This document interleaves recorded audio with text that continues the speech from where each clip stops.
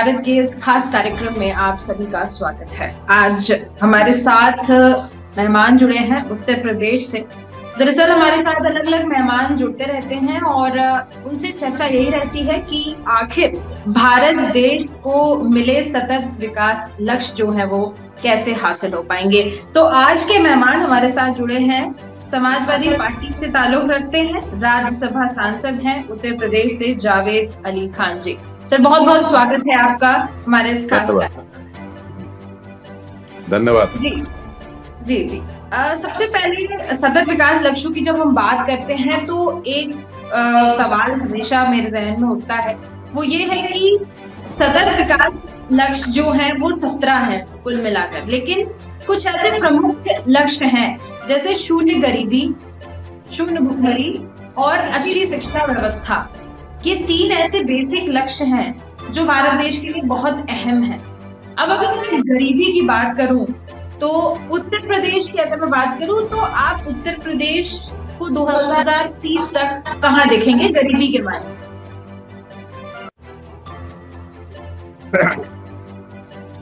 देखिए, गरीबी दूर करना जी हर सरकार का लक्ष्य होना चाहिए।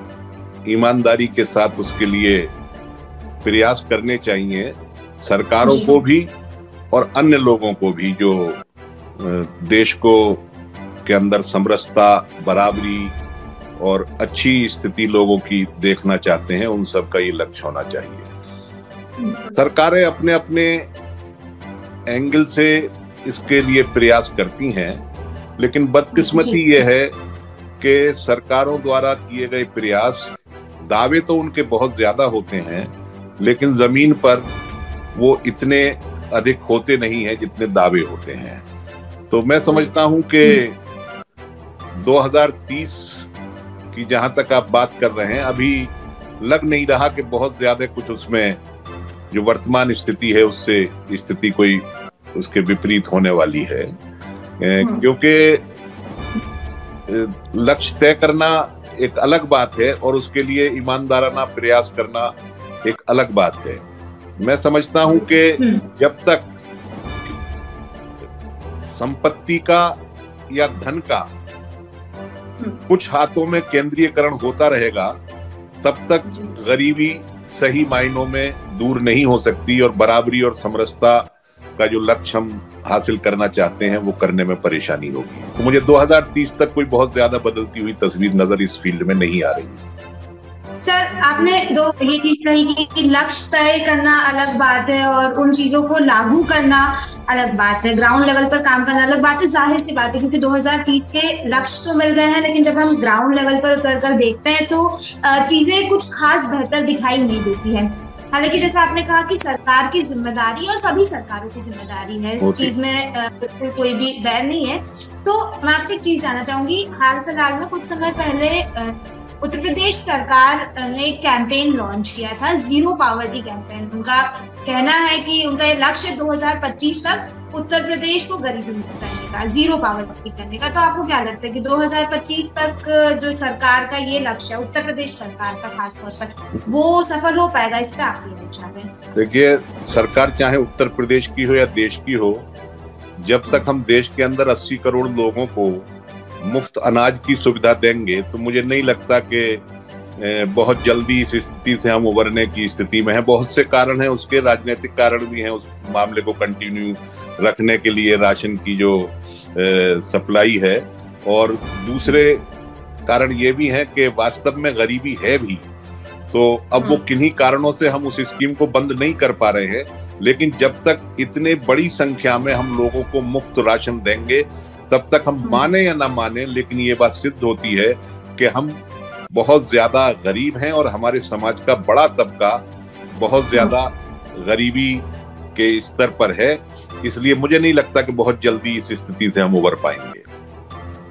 जी, एक पहला जब मैंने सवाल किया था तो आपने कहा था कि संपत्ति और धन कुछ हाथों में अगर केंद्रित रहेगा तब तक कुछ भी ऐसा खास नहीं हो सकता है। तो मैं थोड़ा सा इस बारे में जानना चाहूंगी कि संपत्ति और धन किन हाथों की आप बात कर रहे हैं? मैं जो बड़े पूंजीपति हैं, इजारेदार हैं, जो भारत के संसाधनों पर, भारत की संपत्ति पर, भारत के धन पर लगातार इनकी पकड़ मजबूत होती चली जा रही है।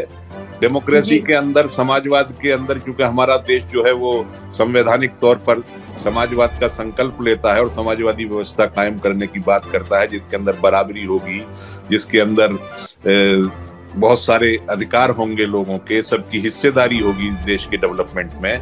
वहां संसाधनों पर कुछ खास लोगों का या एक खास वर्ग का जो बड़े इजारेदार पूंजीपति हैं, उनका लगातार पकड़ उनकी मजबूत होती चली जा रही है और जनता की पहुंच से प्राकृतिक संसाधन और दूसरे संसाधन दूर होते चले जा रहे हैं और वो फिर उसकी कीमत वसूल करते हैं। जिन लोगों के पास वो संसाधन हो जाते हैं उसके उपयोग के लिए या उसका बंटवारे के लिए वो फिर उसकी मनचाही कीमत वसूल करते हैं। तो मैं समझता हूँ ये स्थिति गरीबी दूर करने के लिए या बराबरी लाने के लिए, समरसता लाने के लिए बहुत सुखद स्थिति नहीं है। बिल्कुल। यहाँ पे समाजवादी पार्टी से आप ताल्लुक रखते हैं, तो मैं समाजवादी पार्टी से जुड़ा हुआ एक छोटा सा सवाल पूछूंगी। जब भी हम गरीबी, भुखमरी और शिक्षा की बात करते हैं, यहाँ पर उत्तर प्रदेश की मौजूदा स्थिति अगर देखें तो बेरोजगारी है, अगर और इस लेवल पे है, और माना जाता है कि उत्तर प्रदेश के जो छात्र हैं काफी पढ़ाई में अच्छे होते हैं, अगर उनको थोड़ी सी भी फैसिलिटी मिले तो वो आगे निकल जाते हैं। लेकिन यहाँ पर बेरोजगारी का अगर हम स्तर देखें तो वो बढ़ता हुआ नजर आ रहा है। लोगों की ये शिकायत है, वहां पर हमारे कुछ लोग मौजूद हैं, उनसे बातचीत हुई, उनसे ये पता चला कि उनका ये कहना है कि शुरुआत से ही उत्तर प्रदेश के ऊपर कुछ खास ध्यान नहीं दिया गया। उत्तर प्रदेश और बिहार की अगर हम बात करें, वहां के लोगों का इस्तेमाल किया जाता है, वहां के लोगों का की जो काम करने की शक्ति है, जो आगे बढ़ने की इच्छा है, उसका इस्तेमाल किया जाता है। लेकिन ना वहां पे रोजगार है, ना वहां पे कुछ इंडस्ट्रीज आ रही हैं, ना फैक्ट्रीज आ रही हैं। माइग्रेशन एक बहुत बड़ा इशू है। तो लोगों का कहना है कि कोई भी सरकार रही हो, चाहे वो समाजवादी पार्टी रही हो, चाहे वो बहुजन समाजवादी पार्टी रही हो या भारतीय जनता पार्टी रही हो, कभी भी किसी भी सरकार ने इस राज्य के ऊपर या इन राज्य के लोगों के ऊपर ध्यान नहीं दिया है। इस पर आप क्या कहें? देखिए, जहां तक समाजवादी पार्टी की सरकार के दौरान उत्तर प्रदेश के विकास की स्थिति है या बाहर के उद्योग आना का सवाल है, तो मैं समझता हूं कि जितना बेहतर स्थिति समाजवादी पार्टी के शासन के दौरान थी, इतनी आज नहीं है। आप जितनी भी इंडस्ट्री नोएडा में नई इंडस्ट्री देखते हैं, वो सब अखिलेश यादव जी जब हमारे मुख्यमंत्री थे उसी दौरान की आई हुई है। और पहले कार्यकाल में मानते हैं जावेद अली खान जी, क्योंकि नोएडा तो पूरा इंडस्ट्रियल एरिया है। नोएडा के अलावा अगर हम और भी सिटीज की बात करें तो कहीं भी ऐसा कुछ नहीं है, लोग पलायन करके नोएडा चले जाते हैं। नहीं, नोएडा उत्तर प्रदेश में ही है। अगर उत्तर प्रदेश के लोग नोएडा में आकर के रोजगार तलाशते हैं तो उसको पलायन की दृष्टि से नहीं देखा जाना चाहिए। और उत्तर प्रदेश के अंदर अनेक स्थानों पर नए नए उद्योग लगे थे और हमने बहुत कोशिश की थी कि कृषि आधारित उद्योगों को हमारी सरकार के दौरान बढ़ावा दिया गया था। और आज मैं ये कह सकता हूं कि पहले कार्यकाल में जो वर्तमान सरकार है, उसका जो पहला कार्यकाल था, उसमें पूरे कार्यकाल में उन्होंने जितने भी उद्घाटन और फीते काटे थे, वो समाजवादी पार्टी के सरकार के दौरान जो चाहे उद्योग शुरू किए गए हों और दूसरे विकास की गतिविधियां रही हो, उनके ही इन्होंने पहले कार्यकाल में फीते काटे थे।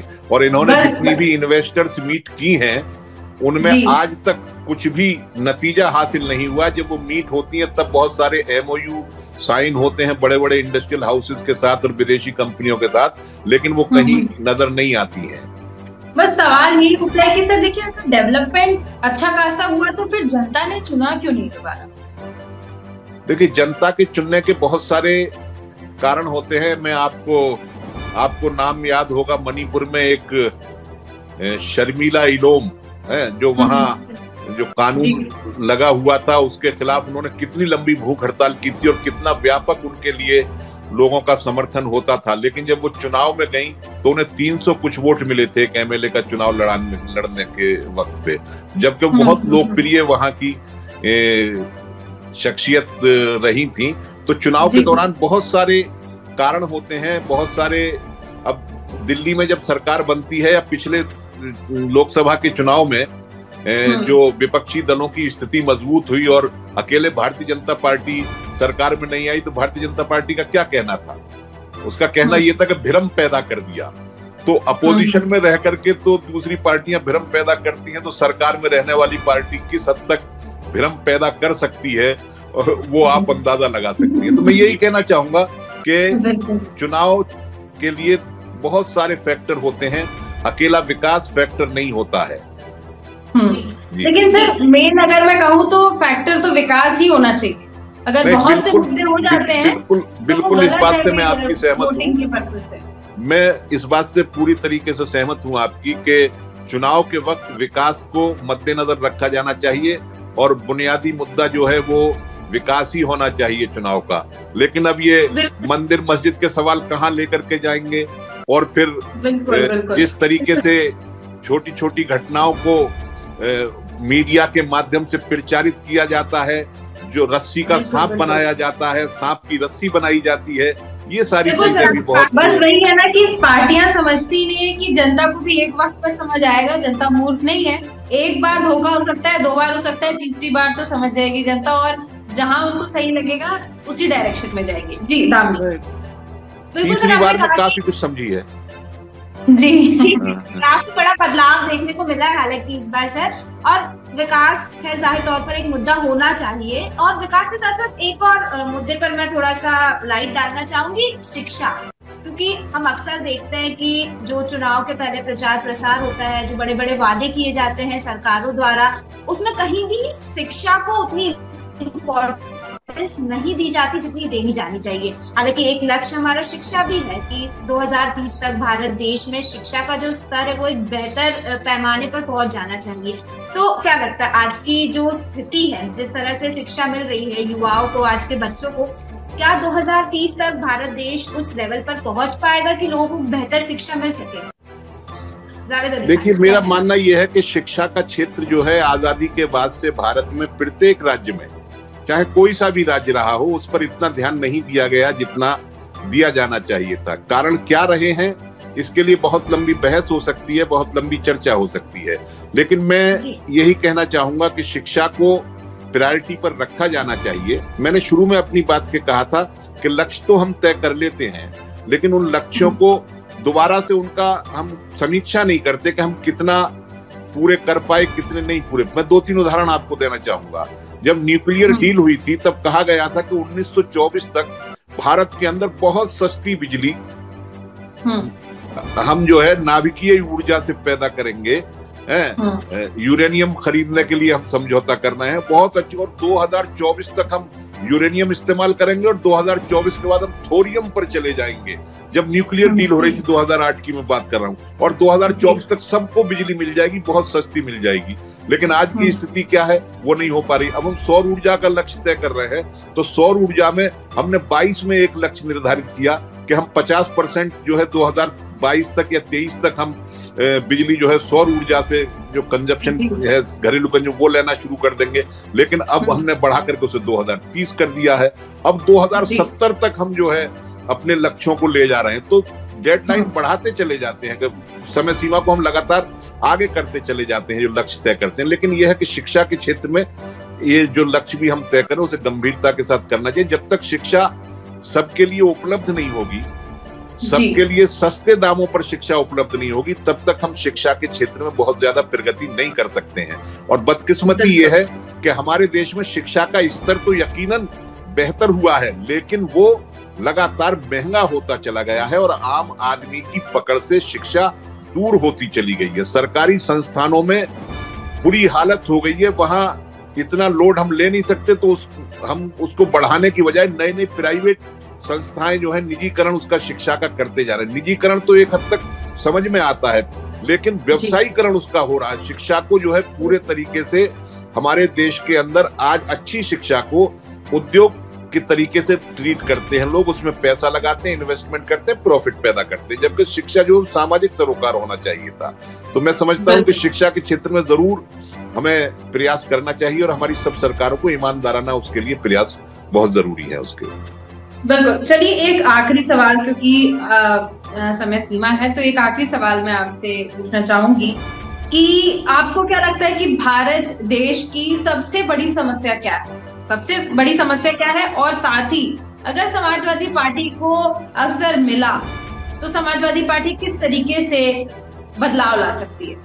देखिए, मुझे लगता है कि भारत के अंदर, मैंने जैसे कहा कि संसाधनों पर कुछ लोगों का कब्जा है और सबकी भागीदारी देश के विकास में समाज के सभी वर्गों की नहीं है। ये एक बहुत बड़ी समस्या है। बेरोजगारी और शिक्षा के जो सवाल हैं वो बहुत महत्वपूर्ण हैं, लेकिन वो बगैर सब लोगों की बराबर भागीदारी के देश को आगे बढ़ाने में और देश को मजबूत करने में सबकी बराबर भागीदारी होनी चाहिए, और सबका प्राकृतिक संसाधनों पर और देश के दूसरे संसाधनों पर सबका बराबर का हिस्सा, जितनी उनकी संख्या उसके हिसाब से होना चाहिए। तो वो काम करना चाहिए। मैं निश्चित रूप से इसको जातीय जनगणना की तरफ अपनी बात को लेकर के जाना चाहूंगा। जब जातीय जनगणना होगी तो हमें पता चलेगा कि समाज में कौन वर्ग कितना है, कितना लाभ ले रहा है, कितना योगदान दे रहा है। वो प्रयास करना चाहिए कि लाभ भी बराबर बटे और रेस्पॉन्सिबिलिटी जो देश के विकास के लिए वो भी बराबर हो। इसके लिए तो जातिगत जनगणना आपको नहीं लगता कि कहीं ना कहीं सही नहीं है भारत देश के लिए? ऑलरेडी देख रहे होंगे आप कि जाति को लेकर कितना विवाद है भारत देश में। अगर ये पता चल जाए कि इस पर्टिकुलर जाति के लोग ज्यादा है, इस पर्टिकुलर जाति के लोग कम है, तो कहीं ना कहीं वो आपसी जो सामंजस्य भी बना हुआ है वो भी नहीं बना रहेगा। जितनी वेलफेयर स्कीम है सब जाति आधारित है हमारे देश के अंदर है। और जो सरकार ने कुछ नया काम किया, आर्थिक आधार पर जो आरक्षण दिया, वो भी एक तरीके से जातिगत आरक्षण ही है। अगर वो सामान्य वर्गों को आर्थिक आधार पर जो आरक्षण दिया है, तो अगर सामान्य कह रहे हैं तो उसके अंदर सभी जातियों के लोग आर्थिक आधार पर आने चाहिए थे उस 10% रिजर्वेशन में, लेकिन वो एक तरीके से सवर्ण आरक्षण बन करके रह गया है। तो मैं ये कहना चाहता हूं कि जाति के आधार पर हम आइडेंटिफिकेशन करने का सबसे अच्छा यूनिट जो है डेवलपमेंट की क्या स्थिति है और उनकी क्या समाज में स्थिति है, आर्थिक स्थिति क्या है, वो हमने जो है जाति को ही मान रखा है। आज से नहीं, बहुत पहले से मान रखा है, और वर्तमान सरकार ने भी उससे कोई ऐतराज नहीं किया है, वो भी उसी रास्ते पर चल रही। तो गिनने में कौन सी परेशानी है? मेरे ख्याल से कोई परेशानी होनी नहीं चाहिए। बिल्कुल, देखिए कहीं ना कहीं जातिगत तौर पे जो जनगणना होगी तो पॉलिटिकल पार्टीज को इससे कहीं ना कहीं फायदा जरूर मिलेगा। इस वजह से इस पर लोगों का फायदा ज्यादा होगा। पॉलिटिकल पार्टीज को तो कुछ को नुकसान भी हो जाएगा, लेकिन लोगों को सबको फायदा हो जाएगा। लोगों को क्या फायदा हो रहा है? कोई फायदा नहीं हो रहा। बेचारे वोट जाते हैं, वोट देते हैं, वापस आ जाते हैं, उनको पता भी नहीं चलता कि उनके वोट गए कहाँ और उनका क्या हुआ। जो विकास की रफ्तार में पिछड़ गए हैं उनको टारगेट करने में, उनको आगे लाने में थोड़ी मदद मिल जाएगी उससे। बिल्कुल। चलिए, आपने बहुत अच्छी बातें बताई। आपने सबसे पहले ये कहा कि संपत्ति और धन जिनके हाथ पे केंद्रित है, सबसे पहले संभालने की उनको जरूरत है। तो ये बड़ी बात है अगर इसको गंभीरता से लिया जाए तो। और बहुत सी ऐसी बातें आपने बताई, अगर उनको हम सामने रखते हैं, उन पर काम करते हैं, तो हो सकता है हम लक्ष्य के कुछ करीब पहुंच जाए। तो बहुत बहुत धन्यवाद सर हमारे साथ जुड़ने के लिए और तमाम अच्छी बातें करें। Thank you so much. नमस्कार सर, थैंक यू।